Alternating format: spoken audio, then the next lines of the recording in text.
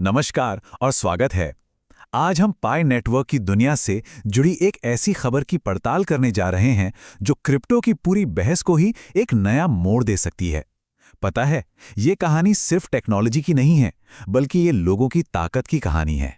तो चलिए सीधे उस सवाल पर आते हैं जो आज की हमारी बातचीत के केंद्र में है।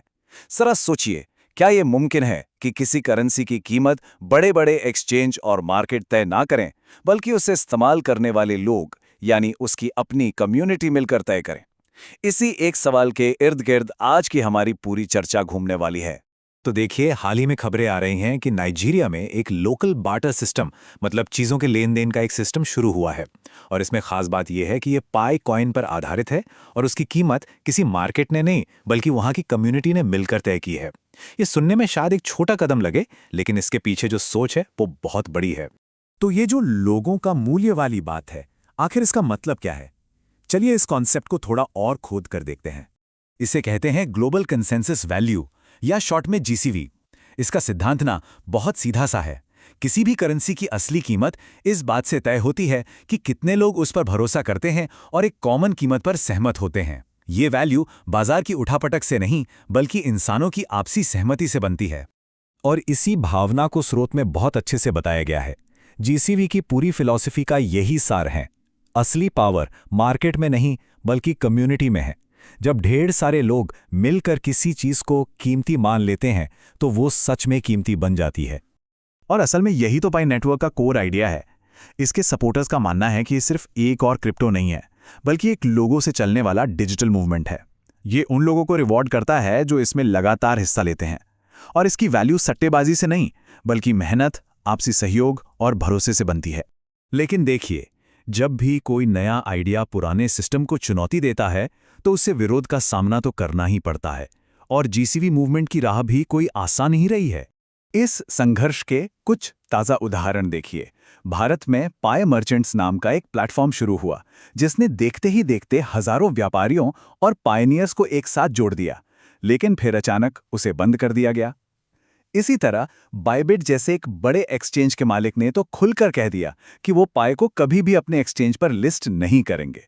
तो यहां पर ना दो सोच की सीधी टक्कर दिखती है। एक तरफ है जीसीवी आंदोलन, जो कम्युनिटी की ताकत और जमीनी प्लेटफॉर्म्स पर भरोसा करता है, और दूसरी तरफ है स्थापित सिस्टम, जो बड़े एक्सचेंजों और मार्केट फोर्सेस पर चलता है और जो ऐसे नए प्रयोगों को अक्सर शक की नज़र से देखता है। इन सब मुश्किलों के बावजूद हाल में कुछ ऐसा हुआ है जिससे लग रहा है कि शायद अब जीसीवी आंदोलन के लिए हवा का रुख बदल रहा है।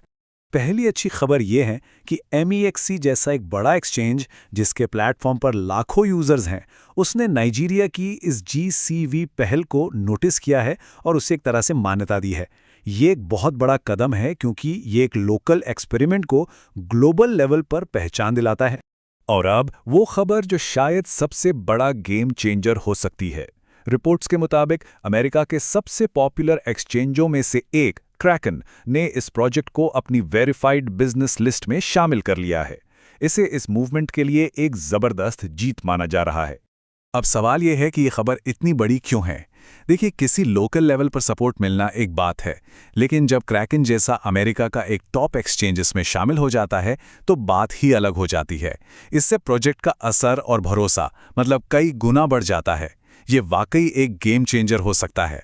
तो इन सब डेवलपमेंट्स को एक साथ रखकर देखें तो क्या हम एक नए ग्लोबल इकोनॉमिक मैप की शुरुआत देख रहे हैं? स्रोत का मानना है कि नाइजीरिया में जो हुआ वो तो बस एक चिंगारी है। सोचिए, अगर ये मॉडल कामयाब हो गया तो ये दुनिया भर की दूसरी कम्युनिटीज के लिए एक ब्लूप्रिंट बन सकता है। और फिर ये आंदोलन कितना बड़ा हो सकता है, इसका अंदाजा लगाना भी मुश्किल है। और ये आग कहां कहां फैल सकती है? देखिए, कुछ बड़े देशों के नाम सामने आ रहे हैं जहां इसका असर दिख सकता है। भारत, मलेशिया, इंडोनेशिया, सऊदी अरब, तुर्की, जापान और यहां तक कि अमेरिका भी। ये सब दुनिया की बड़ी इकोनॉमीज हैं।